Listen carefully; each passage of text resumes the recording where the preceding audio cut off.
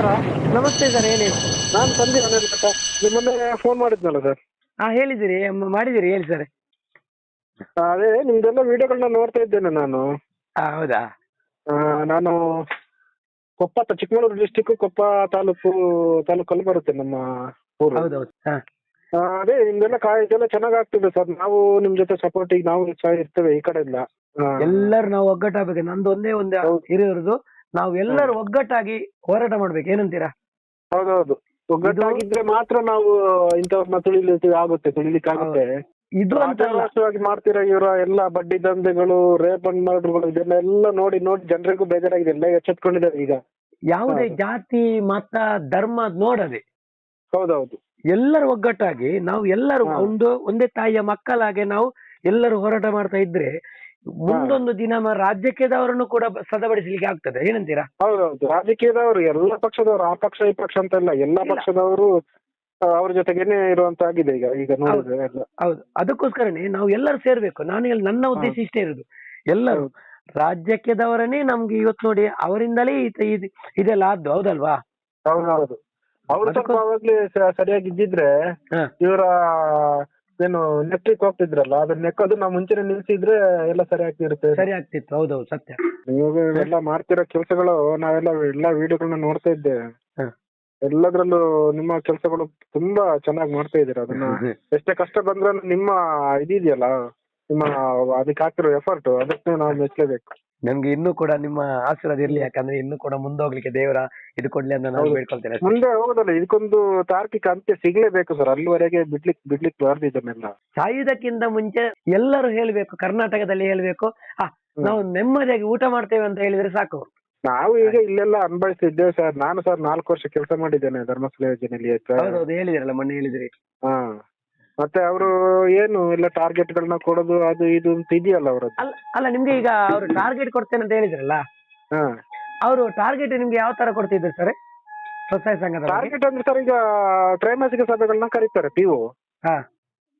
ಅದ್ರ ಜೊತೆಗೆ ಯಾರಾದ್ರೂ ಡೈರೆಕ್ಟರ್, ಡಿಸ್ಟ್ರಿಕ್ಟ್ ಡೈರೆಕ್ಟರ್ ಅಥವಾ RD ಯಾರೊಬ್ರು ಬರ್ತಾರೆ, ರೀಜನಲ್ ಡೈರೆಕ್ಟರ್. ತ್ರೈಮಾಸಿಕ ಸಭೆಯಲ್ಲಿ ಕೂರಿಸಿ ಎಲ್ಲ SP ಗಳಿಗೆ ನೀವು 1 ತಿಂಗಳಲ್ಲಿ ಕಡ್ಡಾಯವಾಗಿ 5 ಸಂಘವನ್ನ ಮಾಡ್ಬೇಕು ಅಂತ ಒಬ್ಬ SP ಗೆ ಟಾರ್ಗೆಟ್ ಕೊಡ್ತಾರೆ.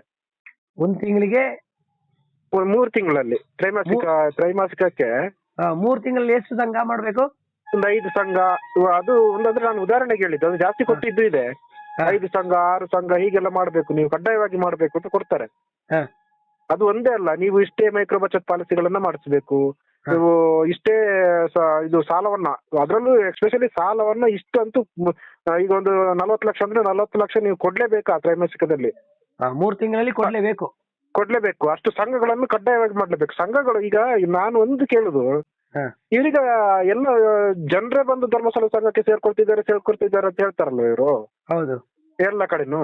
ಆದ್ರೆ ಇವರು ಯಾಕೆ SP ಗಳಿಗೆ, ಸೂಪರ್ವೈಸರ್ ಗಳಿಗೆ ತ್ರೈಮಾಸಿಕ ಸಭೆಯಲ್ಲಿ ಟಾರ್ಗೆಟ್ ಕೊಡುದು, ಇಷ್ಟು ಸಂಘನ ಮಾಡ್ಲೇಬೇಕು ನೀವು ಅಂತ? ಅಲ್ಲಿ ಇವರು ಜನರೇ ಸೇರ್ಕೊಳ್ಳೋದಾದ್ರೆ ಇವರ ಆಫೀಸಿಗೆ ಬಂದು ನಮ್ಮದೊಂದು ಸಂಘ ಮಾಡ್ತೇವೆ ಸರ್ ಅಂತ ಅವ್ರು ಬಂದು ಸೇರ್ಕೊಳ್ತಾರೆ. ಇವ್ರು ಯಾಕೆ ಮನೆಗೆ ಹೋಗಿ SP ಗಳು ಸೂಪರ್ವೈಸರ್ಗಳು ಮನೆಗೆ ಹೋಗಿ ಸಂಘವನ್ನು, ನೀವು ಸಂಘ ಮಾಡಿ ಒಳ್ಳೇದಾಗುತ್ತೆ ಇದು ನಾನೇ ಮಾಡಿದ್ದೀನಿ ಸುಮಾರು ಸಂಘಗಳನ್ನು. ಹೀಗೆ ಧರ್ಮ ಸಂಘ ಒಳ್ಳೇದು, ಇದರಲ್ಲಿ ನೀವು ಸಂಘ ಹಾಗಾಗುತ್ತೆ ಇದು ಸೇರಿಸಿ ಜನರನ್ನ ಮಂಗ ಮಾಡಿ ಮಾತಲ್ಲೇ ಮರಳು ಮಾಡಿ ಅವರನ್ನ ಸಂಘಕ್ಕೆ ಯಾಕೆ ಸೇರಿಸ್ಕೊಳ್ಬೇಕು? ಅಷ್ಟು ಅಭಿವೃದ್ಧಿಯಾಗಿ ಇವರಿಂದ ಆಗ್ತಿದೆ ಅಂತ ಇದ್ರೆ ಅವರೇ ಬಂದು ಸೇರ್ಕೊಳ್ತಾರೆ, ನಾನು ಬರ್ತೇನೆ ಅಂತ. ಹೌದು, ಅದೊಂದು. ಇನ್ನೊಂದು, ಜನರು ಮೆಚ್ಚಿ ಸಾಲ ತಗೊಳ್ತಿದ್ದಾರೆ ಅಂತ ಹೇಳೋರು SP ಗಳಿಗೆ ಇಷ್ಟೊಂದು ಟಾರ್ಗೆಟ್ ಯಾಕೆ ಕೊಡ್ಬೇಕು? ಹೌದು, ಸತ್ಯ, ಅದು ಸತ್ಯವಾಗ್ತದೆ. ಈಗ ಸಂಘದ ಸದಸ್ಯರಿಗೆ ಸಾಲ ಬೇಕಂತಾಗಿದ್ರೆ, ಅವನ ಅಭಿವೃದ್ಧಿಗೆ ಅವ್ನು ಸಾಲ ಬೇಕಾದ್ರೆ ಅವನೇ ತಗೊಳ್ತಾನೆ ಬಂದು ನನಗೆ ಸಾಲ ಬೇಕು ಅಂತ. ಹೌದು, SP ಗಳಿಗೆ ಆಗಿರ್ಬೋದು, ಸೂಪರ್ವೈಸರ್ ಗಳಿಗೆ ಆಗಿರ್ಬೋದು, ನೀನು ಈ ತ್ರೈಮಾಸಿಕದಲ್ಲಿ ನೀನು 30 ಲಕ್ಷ ಸಾಲ ಕೊಡ್ಲೇಬೇಕು, 40 ಲಕ್ಷ ಸಾಲ ಕೊಡ್ಲೇಬೇಕು ನಿನ್ನ ಒಕ್ಕೂಟದಲ್ಲಿ ಅಂತ ಯಾಕೆ ಇವರು ಟಾರ್ಗೆಟ್ ಕೊಡ್ತಾರೆ? ಅದೇ ಈಗ ಇನ್ನೊಂದು ಮೈಕ್ರೋ ಬಚತ್ ಪಾಲಿಸಿಗಳು, ಇನ್ಶೂರೆನ್ಸ್ ನ ಪಾಲಿಸಿಗಳಿದಾವಲ್ಲ, ಮೈಕ್ರೋ ಬಚತ್ ಮತ್ತೆ ಜೀವನ್ ಬಿಮಾನ ಯಾವ್ದು ಒಂದಷ್ಟು ಪಾಲಿಸಿಗಳನ್ನ ತರ್ತಾರೆ ಇವರು. ಜನರಿಗೆ ಬೇಕಾದ್ರೆ ಅವ್ರು ಕೇಳಿ ಮಾಡಿಸ್ಕೊಳ್ತಾರೆ. ಬೇರೆ ಕಡೆ ಈಗ ಜೀವನ್ ಬಿಮಾ ಇರ್ಬೋದು, ನಿಮ್ಮ LIC ಪಾಲಿಸಿಗಳು ಹೊರಗಡೆ ಎಷ್ಟು ಒಂದೊಂದು ಗ್ರಾಮಕ್ಕೆ 3 ಜನ ಏಜೆಂಟ್ಗಳಿದ್ದಾರೆ, ಅವ್ರ ಜೊತೆ ಮಾಡಿಸ್ಕೊಳ್ತಾರೆ. ಇವರ ಸಂಘದಲ್ಲಿ ಒತ್ತಾಯಪೂರ್ವಕವಾಗಿ ಬೇಡ ಅಂದ್ರೆ ನೀವು ಯಾಕೆ ಮಾಡಿಸೋದು ಇವರು?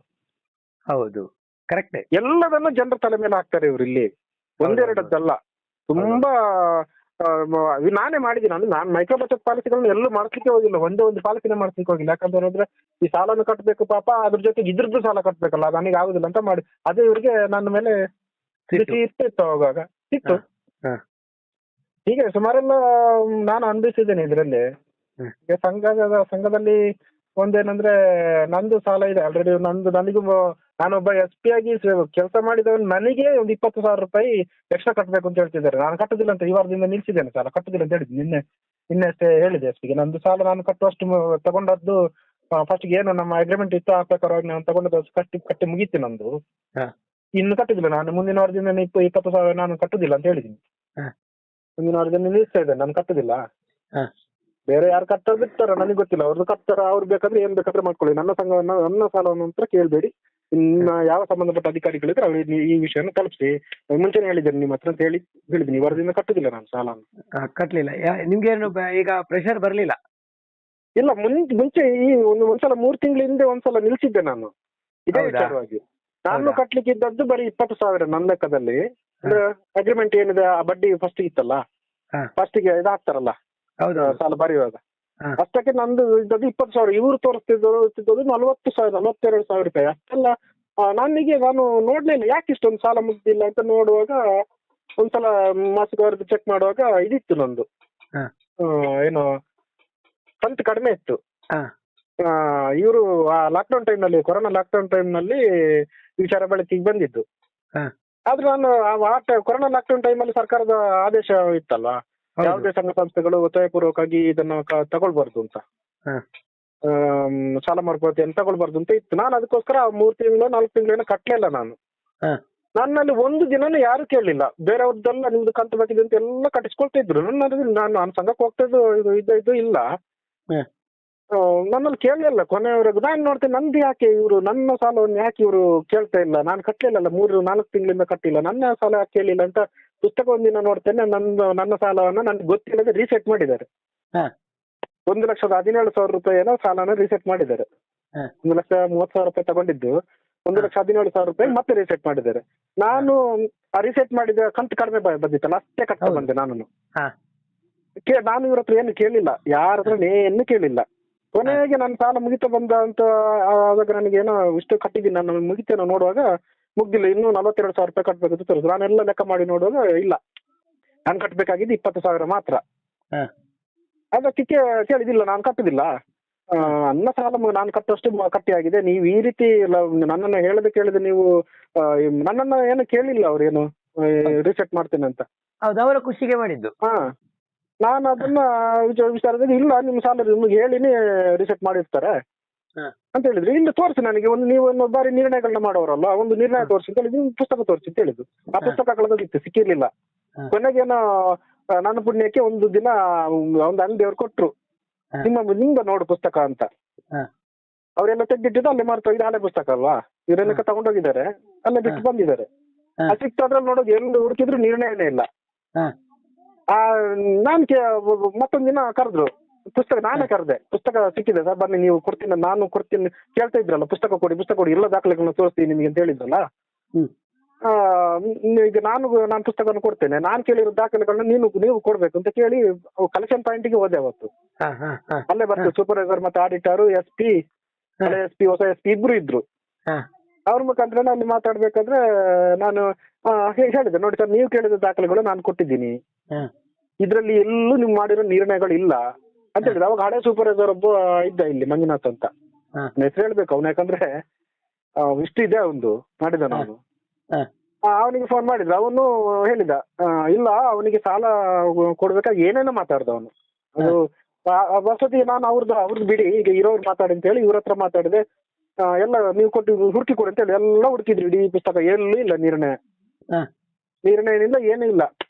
ಅಷ್ಟೊತ್ತಿಗೆ ಅವಾಗಿದ್ದ SP ನ ಕರೆಸಿ ಕೇಳಿದ್ರು, ನೀವು ಒಂದು ನಿರ್ಣಯ ಇತ್ತು, ನೀವು ಸಂಘನ ಸರಿಯಾಗಿ ನಡ್ಸ್ಕೊಂಡು ಹೋಗ್ತಿಲ್ಲ ಅಂತ ಬರ್ದಿರೋ ಒಂದು ನಿರ್ಣಯ ಇತ್ತು, ಅದನ್ನ ಇದೇ ನಿರ್ಣಯ ಇದರಲ್ಲಿ ರೀಸೆಟ್ ಸಾಲ ಸೇರಿಸಿಲ್ಲ ಅಷ್ಟಂತ ಇಟ್ಕೊಂಡಿದ್ರು ಇವ್ರು ಆಡಿಟರ್. ಹಳೆ SP ನ ಕರೆಸಿ ಕೇಳುವಾಗ ಇಲ್ಲ ಇದು ಅದಕ್ಕೆ ಮಾಡಿದ್ದಲ್ಲ, ಇವರು ಸಂಘ ಸರಿ ನಡ್ಕೊಂಡು ಹೋಗ್ತಿರ್ಲಿಲ್ಲ, ಸರಿಯಾಗಿ ನಡೆಸಿ ಅಂತ ಬರ್ತಿದ್ದಷ್ಟೇ ಅಂತ ಹೇಳಿದ್ರು ಅವರು.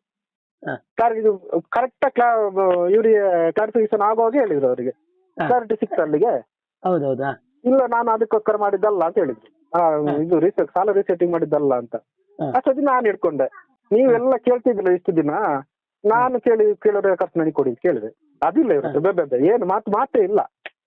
ಅದು ಹಾಗೆ ಹೀಗಾದ್ರು ಎಂತ ಹೇಳ್ತೀರಾ? ನಾನು ಹೇಳಿದೆ ಅವರಿಗೆ, ಒಂದು ಕೇಂದ್ರ ಸರ್ಕಾರದಲ್ಲಿ ಯಾವುದೇ ಒಂದು ಯೋಜನೆದು ಇದಿದ್ರೆ ಒಂದು ಮಾಹಿತಿ ಹಾಕಲು ಕೇಳಿದ್ರೆ 15 ದಿನದೊಳಗೆ ಸಿಗುತ್ತೆ. ನಿಮ್ದು ಎಂತ ಒಂದು ಚಿಕ್ಕಮಗಳೂರು ಡಿಸ್ಟಿಕ್ ಅಲ್ಲಿ ಇರೋದು ಒಂದು ಇದು ಈಗ ಎಂತದು ನಿರ್ಣಯ ಮಾಡಿರೋ ಖಾತೆಯನ್ನು ತೆಗಿಲಿಕ್ಕೆ ನಿಮ್ಗೆ ಆಗಿಲ್ಲ ಅಂದ್ರೆ ಮತ್ತೆ ಎಷ್ಟು ಸುಳ್ಳು ಹೇಳ್ತೀರಾ ನೀವು ಕೇಳಿದೆ ಅಲ್ಲಿ. ಆವಾಗ ಕೊನೆಗೆ ಬಂದ್ರು ನನ್ನ ರೂಟಿಗೆ ನಿಧಾನಾಗಿ, ನೀವು ಇಲ್ಲ ಸರ್ ನೀವು ಇಷ್ಟು ಕೆಲಸ ಮಾಡಿದ್ರೆ ನಿಮ್ ಬಗ್ಗೆ ಎಲ್ಲ ಗೊತ್ತು ಹಾಗೆ ಹೀಗೆ ಅಂತ ಹೇಳಿ ನನ್ನ ಹೋಗ್ಲಿ ಕೊನೆಗೆ ನೀವು ಎಷ್ಟು ಕಟ್ಲಿಕ್ಕಿದೆ ನಿಮ್ಮ ಲೆಕ್ಕದಲ್ಲಿ ಅಷ್ಟೇ ಕಟ್ಟಿ ಸಾಕು, ಉಳಿದದನ್ನ ಕಟ್ಟಬೇಡಿ ಅಂತ ಹೇಳಿದ್ರು. ಆಯ್ತು, ನಾನು ಒಳ್ಳೆತನಕ್ಕೆ ಬೆಲೆ ಕೊಡ್ತೇನೆ, ನಾನು ತಗೊಂಡಿರೋ ಸಾಲನ ನಾನು ನಿಲ್ಸೋದಿಲ್ಲ, నాకు ಎಷ್ಟಿದೆ ಅಷ್ಟು ನಾನು ತಗೊಂಡಿರೋ ಬಡ್ಡಿ ಎಷ್ಟು ಕಟ್ಲಿಕ್ಕಿದೆ ಅಷ್ಟು ಮಾತ್ರ ಕಟ್ತೀನಿ, ಉಳಿದ ಕಟ್ಟುದಿಲ್ಲ ಅಂತ ಹೇಳಿದೆ. ಹಾಗೆ ಮೊನ್ನೆ ವಾರಕ್ಕೆ ನಾನು 20,200 ರೂಪಾಯಿ ಎಕ್ಸ್ಟ್ರಾನೇ ಕಟ್ಟಿದ್ದೀನಿ, ಅಲ್ಲಿ ಇನ್ನು ಕಟ್ಟುದಿಲ್ಲ ಅಂತ ಹೇಳಿದೆ. ಈಗ ಅವ್ರು ಮಾತಾಡ್ಲಿಕ್ಕೆ ಬರ್ಲಿಲ್ಲ, ಈಗ ಇದುವರೆಗೆ ಬಂದಿಲ್ಲ. ನಾನು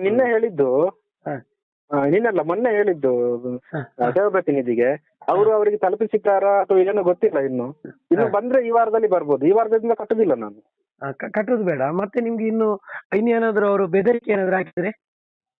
ಇಲ್ಲ, ಅದು ನಾನು ಪೊಲೀಸ್ ಕಂಪ್ಲೇಂಟ್ ಮಾಡ್ತೇನೆ. ಬೆದರಿಕೆ ಹಾಕಿದ್ರೆ ನಾನು ಕೇಳ್ತೇನೆ ಅವ್ರದ್ದು ಈಗ ದಾಖಲೆಗಳು ಕೊಡ್ಲಿ ನನಗೆ. ಅಷ್ಟು ಇದಕ್ಕೆ ಬಂದ್ರೆ ನನಗೆ ಇನ್ನೂ ಕೇಳ್ತೀನಿ, ನಾನು ನಮ್ಮ ಸಂಘದ ಪಾಸ್ ಪುಸ್ತಕ ಕೊಡಿ ಅಂತ ಕೇಳ್ತೇನೆ ನಾನು. ಒಂದು ಸಂಘದ ಪಾಸ್ ಪುಸ್ತಕ ಕೊಟ್ಟಿಲ್ಲ, ನಾನು ಇಂಡಿವಿಜುವಲ್ ಪಾಸ್ ಪುಸ್ತಕನಾದ್ರೂ ಕೊಡ್ಬೇಕು, ಅವ್ರು ಅದನ್ನು ಕೊಟ್ಟಿಲ್ಲ. ಹೌದು.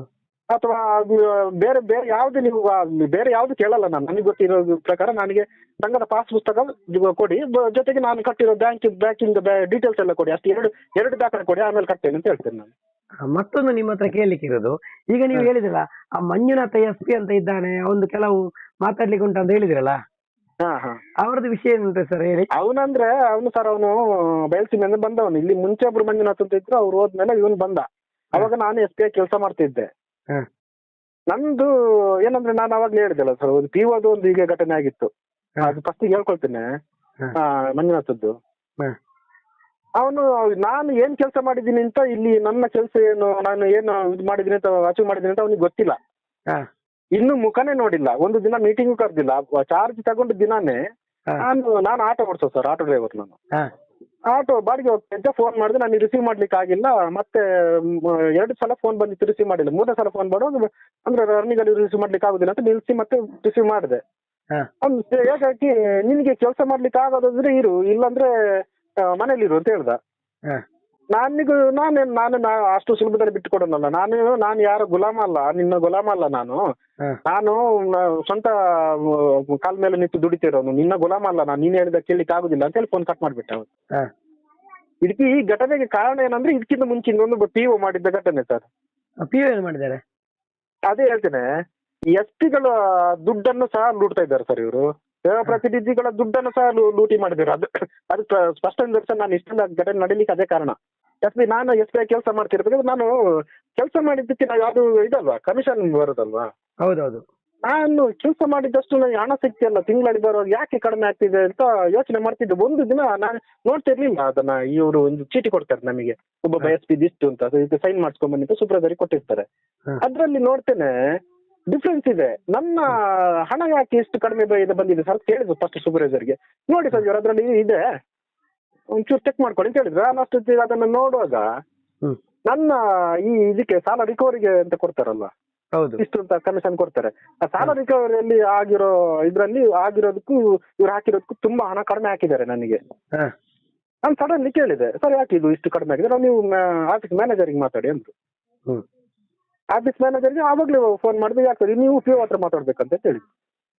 PO ಫೋನ್ ಮಾಡಿದ ತಕ್ಷಣ PO ಹೇಳಿದ್ರು, ಇಲ್ಲ ಹಾಗೆಲ್ಲ ಆಗಿರ್ಲಿಕ್ಕಿಲ್ಲ, ಅದು ಎಲ್ಲ ಸರಿ ಆಗುತ್ತೆ ಫಸ್ಟಿಗೆ ಹೇಳಿದ್ದವರು.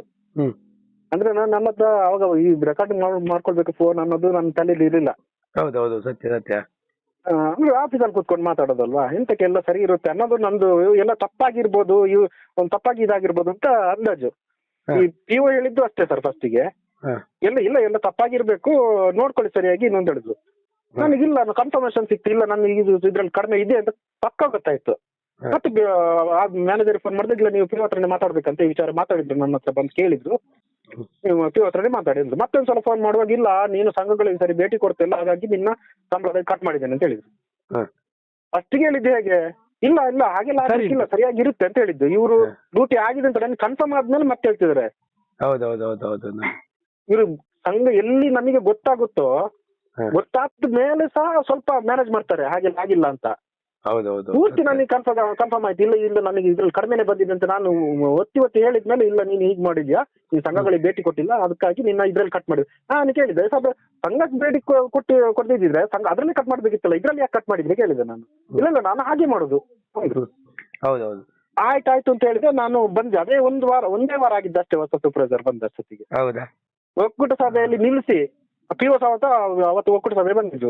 ಎಲ್ಲಿ ಇಡೀ ಒಕ್ಕೂಟ ಸಭೆಯವರು ಎದ್ದು ನಿಂತು ಕೇಳಿದ್ರು, ಯಾಕೆ ಹೀಗೆ ಮಾಡಿದ್ರಿ ನೀವು, ಅವನನ್ನು ಯಾಕೆ ಕೆಲಸದಿಂದ ತೆಗೆದ್ರಿ ಅಂತ. ಅವತ್ತು ಒಕ್ಕೂಟ ಸಭೆಯಲ್ಲಿ ಎಲ್ಲ ಸ್ವಲ್ಪ ಅವನ್ನೆಲ್ಲ ಬಂದು ಆಮೇಲೆ ಹೇಳುದು, ನನ್ನ ಇಡೀ ಜೀವಮಾನದಲ್ಲಿ ನಾನು ಇಷ್ಟು ಟೈಮ್ ಇದ್ರು ನಾನು ಎಲ್ಲಿ ಈ ತರ ಮರ್ಯಾದೆ ಸಿಗ್ಲಿಲ್ಲ ನಮ್ದು ಯಾರು, ಅದಕ್ಕೆ ನೀವೇ ಮಾಡ್ಕೊಂಡಿದ್ದಂದೆ ನಾನು ಕೊನೆಗೆ ನಾವೇನ್ ಮಾಡ್ಬೇಕಾಗುತ್ತೆ. ಇಷ್ಟೆಲ್ಲ ನೋಡಿ, ಈ SP ಗಳು ಗಮನ ಹರಿಸ್ಬೇಕು ಸರ್. ಇದು ಈಗ ಪ್ರತಿನಿಧಿಗಳಿದ್ದಾರಲ್ಲ ಕೆಲಸ ಮಾಡುವವರು, ಇವರ ಸಂಬಳದ ಇವರು ದುಡಿದ ಹಣವನ್ನೇ ಲೂಟಿ ಹೊಡಿತಿದ್ದಾರೆ ಇವರು. ಇವ್ರಿಗೆ ಗೊತ್ತಿಲ್ಲ, ಇವ್ರಿಗೆ ಗೊತ್ತಿಲ್ಲ. ಇವ್ರು ಕರೆಕ್ಟ್ ಆಗಿ ಅದನ್ನ ನೋಡಿ ಚೆಕ್ ಮಾಡ್ತಾ ಬರ್ಲಿ. ಒಬ್ಬ PO ಮಾಡ್ತಾನ ಅಥವಾ ಯೋಜನೆ ಅಲ್ಲಿ ಕುತ್ಕೊಂಡು ಮಾಡ್ತಾರೋ ಗೊತ್ತಿಲ್ಲ. ನಮಗೆ ಸ್ಯಾಲ್ರಿ ಹಾಕೋದು PO ಅಲ್ವಾ? ಹೌದೌದು. ಅವರು ಲೂಟಿ ಹೊಡಿತಾನ, ಇನ್ಯಾರು ಕುಡಿತಾರೆ. ಆದ್ರೆ ಇದು ನನ್ನ ಪಕ್ಕ ಅನುಭವ. ಇದಿಷ್ಟೆಲ್ಲ ಘಟನೆ ಕಾರಣನೇ ಮೇನ್ ಪಿನ್ ಪಾಯಿಂಟ್ ಅದೇ. ಹೌದಲ್ವಾ? ಹೌದು ಸರ್. ಸರಿ, ಗೊತ್ತಾಯ್ತು ನೋಡಿ. ನೋಡಿ ಯಾವ ತರ ಜನರನ್ನು ಲೂಟಿ ಹೊಡಿತಾ ಇದಾರೆ ಅಂತ. ಯೋಜನೆ ಒಳಗಡೆನೆ ಯೋಜನೆಯವರನ್ನೇ ಲೂಟಿ ಹೊಡಿತಾ ಇದ್ದಾರೆ ಅವರು. ಲೂಟಿ ಹೊಡಿತಾ ಇದ್ದಾರೆ. ಮತ್ತೆ ಜನರನ್ನು ಲೂಟಿ ಹೊಡೆದು ಬಿಡ್ತಾರೆ ಇವರು. ಜನರನ್ನು ಹೇಗೆಲ್ಲ ಲೂಟಿ ಹೊಡಿತಿಲ್ಲ ಸರ್ ಇವರು. ಎಂತ ಮಧ್ಯವರ್ಜನ ಶಿಬಿರ ಮಾಡೋದಂತೆ, ಕೃಷಿ ಮೇಳ, ಕೃಷಿ ಅಂತ ಇನ್ನೊಂದು ಇದೆಯಲ್ಲ ಕೃಷಿ ಮೇಳಗಳು, ಅದು ಇದೊಂದು ಸತ್ಯನಾರಾಯಣ ಪೂಜೆ, ಸಾಮೂಹಿಕ ಶನಿ ಪೂಜೆ, ಅದು ಇದು ಅಂತ ಮಾಡಿ ಎಲ್ಲಿ ಧರ್ಮಸ್ಥಳದಿಂದ ದುಡ್ಡು ಕೊಡ್ತಾರ? ಇಲ್ಲಿ SPಗಳಿಗೆ ಟಾರ್ಗೆಟ್ ಕೊಡುದು. ಅಲ್ಲ, ಟಾರ್ಗೆಟ್ ಅಂದ್ರೆ ಈ SP ಅವರಿಗೆ ಒಂದು ಮಧ್ಯವರ್ಜನ ಶಿಬಿರ ಮಾಡಿದ್ರೆ ಇಷ್ಟು ಅವರಿಗೆ ಇಷ್ಟು ಅಂತ ಹಣ ಕೊಡ್ತಾರಂತೆ. ಅದಕ್ಕೆ SP ಗಳಿಗೆ ಕೊಡ್ತಾರಂತೆ. ಇಲ್ಲ ಸರ್, ನನಗೆ ಕೊಟ್ಟಿಲ್ಲ, ಅದು ಎಲ್ಲೂ ಕೊಟ್ಟಿಲ್ಲ. ಇಲ್ಲ, ಈಗ ಕೊಡ್ತಾರಂತೆ. ನಾನೊಂದು 2 ಮಧ್ಯವರ್ಜನ ಶಿಬಿರಕ್ಕೆ ಇದರಲ್ಲಿ ಮಾಡುವಾಗ ಇದ್ದೆ ನಾನು. ಅಲ್ಲ, ಇದು ನಂಗೆ ಈಗ ಬಂದ ಮೆಸೇಜ್. ಇದು ಮಧ್ಯವರ್ಜನ ಶಿಬಿರ ಮಾಡಿ ಅದಕ್ಕೆ ಇಷ್ಟ ಅಂತ ಇರ್ತದಂತೆ. ಮತ್ತೆ ನೀವು ಪೂಜೆ ಮಾಡಿದ್ರೆ ಅದಕ್ಕೆ ಬೇರೆ ಅದು ಬೇರೆ ಸಿಗ್ತದೆ, ಅದಕ್ಕೆ ಇಷ್ಟ ಅಂತ ಹೇಳಿ. ಮತ್ತೆ ನಮಗಿಲ್ಲ ಸರ್ ಅವಾಗ. ಅಲ್ವಾ? ಈಗ ಉಂಟು. ಇದೊಂದ್ರೆ ನಮಗೆ ಅವಾಗ ಟಾರ್ಗೆಟ್ ಕೊಡ್ತಿದ್ರು. ಈಗ ಮಧ್ಯವರ್ಜನ ಶಿಬಿರ ಮಾಡೋದಾದ್ರೆ ನಿಮ್ಮಲ್ಲಿಂದ ಇಷ್ಟು ಜನರನ್ನ ಶಿಬಿರಕ್ಕೆ ಸೇರಿಸಬೇಕು ಒಂದು, ಮತ್ತೆ ಇಷ್ಟು ನಿಮ್ಮ ಕುಟುಂಬದಿಂದ ಇಷ್ಟು ಹಣವನ್ನ ಕಲೆಕ್ಷನ್ ಮಾಡಿ ಕೊಡ್ಬೇಕು ಇನ್ನೊಂದು. ಹೆಸರು ತಗೊಳ್ಳೋದು ಇವರಂತೆ, ಕಷ್ಟ ಪಡೋದು SP ಗಳು ಇಲ್ಲಿ. ಹೌದೌದೌದು. ಹಣ ಇವರಿಗೆ ಹಣ ಕಲೆಕ್ಷನ್ ಮಾಡಿ ಕೊಡ್ಬೇಕು. ಕಲೆಕ್ಷನ್ ಮಾಡಿ ಕೊಡದಿದ್ರೆ ಅದು ಒಂಥರ ನಮ್ಮ ಮೀಟಿಂಗ್ ಗಳಲ್ಲಿ ನೀವು ನೋಡೋ ರೀತಿನೇ ಚೇಂಜ್ ಆಗುತ್ತೆ ಅವ್ರದ್ದು. ಹೌದೌದೌದು. ಶನಿ ಪೂಜೆ ಅಂತ ಮಾಡ್ತಾರೆ. ಯಾರು ದುಡ್ಡಲ್ಲಿ ಮಾಡೋದು ಇವರು? ಜನರನ್ನ ಲೂಟಿನೇ ಇವ್ರು ಜನರು ನಾವೇ ಕೊಡ್ಬೇಕು, ಇಲ್ಲಿ ಯಾರು ಸದಸ್ಯರೇ ಕೊಡ್ಬೇಕು. ಅಲ್ಲ, ಮತ್ತೆ ಅವ್ರು ಹೇಳಿದಂತ ಹೋದ್ರ ಕಾವಂದರು ಹೇಳಿದ್ದಾರೆ, ನೀವು ಗಂಜಿ ಚಟ್ನಿ ತಿಂದ್ರೆ ಸಾಕು, ಇದು ಜಾಸ್ತಿ ಏನು ಖರ್ಚು ಮಾಡಬೇಡಿ ಅಂತ ಹೇಳಿದ್ದಾರೆ ಅಂತ ಹೇಳಿ. ನೋಡಿ, ಯಾಕೆ ಹೇಳಿ, ಅಲ್ಲಿ ಗಂಜಿ ಚಟ್ನಿ ಮಾಡಿದ್ರೆ ಉಳಿತಾಯವಾಗ್ತದೆ. ಅಲ್ಲಿ ಇಲ್ಲದ್ರೆ ಜಾಸ್ತಿ ಖರ್ಚು ಮಾಡಿದ್ರೆ ಏನಾಗ್ತದೆ, ಹಣ ಜಾಸ್ತಿ ಖರ್ಚಾಗ್ತದೆ. ಹೌದು. ವಿಜೃಂಭಣೆಯಿಂದ ಇದು ಮಾಡೋದು ಯಾಕೆ ಪೂಜೆಯನ್ನ? ಹೌದು. ದೇವರನ್ನ ಅಷ್ಟೊಂದು ವಿಜೃಂಭಣೆಯಿಂದ ಅಲ್ಲ, ಯಾರಾದ್ರೂ ಕೇಳಿದಾರೆ? ಈಗ ಸದಸ್ಯರು ಕೇಳಿದ್ರ ನಾವು ಮಾಡ್ಬೇಕು? ಅದೊಂದು ಬೇಕಾದ್ರೆ ಅವ್ರ ಮನೇಲಿ ಮಾಡ್ಕೊಳ್ತಾರೆ. ಇವ್ರು ಹಣ ಮಾಡ್ಲಿಕ್ಕೆ ಮಾಡೋದು. ಈಗ ಒಂದು ವಲಯ ಇದು ಮಟ್ಟದಲ್ಲಿ ಮಾಡಿದ್ರೆ ಆ ಲೆಕ್ಕವನ್ನ ನಮಗೆ ಕೊಡೋದಿಲ್ಲ ಸರ್ SP ಗಳಿಗೆ. ಇದನ್ನು ಕೇಳಿದ್ದು, ಇದನ್ನು ನನ್ನ ಅನುಭವ ಆಗಿದೆ. ಶನಿ ಪೂಜೆ ಮಾಡಿದ್ದು ಸರ್ ನಮ್ಮ ಒಕ್ಕೂಟದಲ್ಲ, ಬೇರೆ ಎಲ್ಲೋ ಮಾಡಿದ್ದು ತಾಲೂಕು ಇದ್ರಲ್ಲಿ. ಆದ್ರೂ ನಮಗೆ ಟಾರ್ಗೆಟ್ ಕೊಟ್ಟಿದ್ರು, ನಿಮ್ಮ ಒಬ್ಬೊಬ್ಬರಲ್ಲಿ 20 ರೂಪಾಯಿ ಕಲೆಕ್ಷನ್ ಮಾಡ್ಕೊಂಡು ಬಾ ನೀನು ಅಂತ ನನಗೂ ಟಾರ್ಗೆಟ್ ಕೊಟ್ಟಿದ್ರು ಆ ಟೈಮಲ್ಲಿ. ಹೌದೌದೌದು. ಅದನ್ನು ನಾನು ಪೂರ್ತಿಯನ್ನು ಎಲ್ಲರ ಹತ್ರ ಒತ್ತಾಯ ಪೂರ್ವಕವಾಗಿ ಎಲ್ಲೂ ಕೇಳಿಲ್ಲ. ನಿಮಗೆ ಇಷ್ಟೇ ಇದ್ರೆ ಕೊಡಿ, ನಾನು ಒತ್ತಾಯ ಪೂರ್ವಕವಾಗಿ ಕೇಳಲ್ಲ ಯಾರ ಹತ್ರ. ಒಂದು ನಮ್ಮ ಒಕ್ಕೂಟದಲ್ಲಿ ಬೇಕಾದ್ರೆ ಈ ವಿಚಾರವಾಗಿ ಬಂದು ಯಾರು ಬೇಕಾದ್ರೆ ನಾನು ರೆಡಿ ಇದ್ದೀನಿ ಅವ್ರ ಹತ್ರ ಬಂದು ಕೇಳಲಿಕ್ಕೆ. ನಾನು ತಗೊಂಡೋಗಿಲ್ಲ. ನನ್ನಿಂದ ಎಷ್ಟು ಇಚ್ಛಾಪೂರ್ವಕವಾಗಿ ಯಾರು ಕೊಟ್ಟಿದ್ರೆ ಅದನ್ನ ತಗೊಂಡೋಗಿ ಕೊಟ್ಟಿದ್ದೇನೆ. ಕೊನೆಗೆ ಇದ್ರ ಲೆಕ್ಕ ಕೊಡಿ ಅಂದ್ರೆ ಕೊಡ್ಲೇ ಇಲ್ಲ ಸರ್ ಕೊನೆವರೆಗೂ. ಹೌದಾ?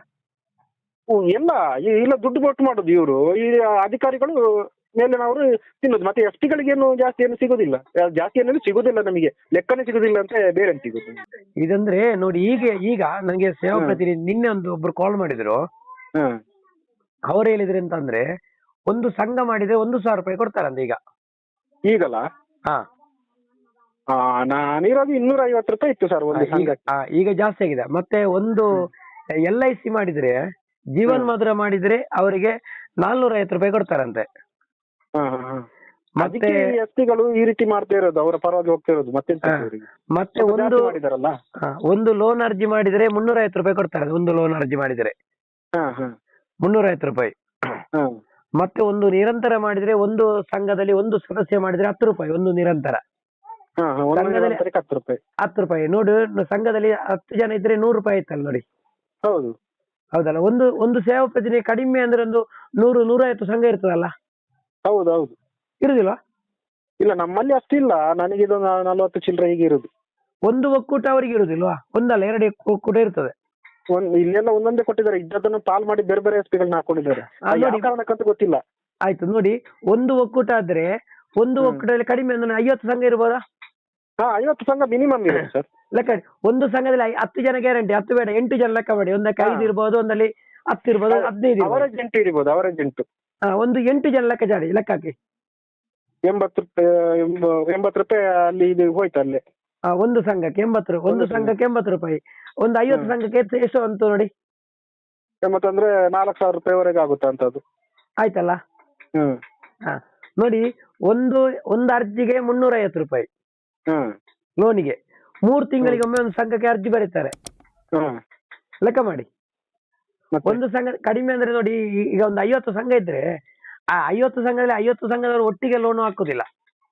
ಅದರಲ್ಲಿ ಒಂದು 10 ಸಂಘದಲ್ಲಿ ಲೋನ್ ಆಡ್ತಾರ ಮಾಡ್ತಾ ಇರ್ತಾರೆ ಅಲ್ವಾ?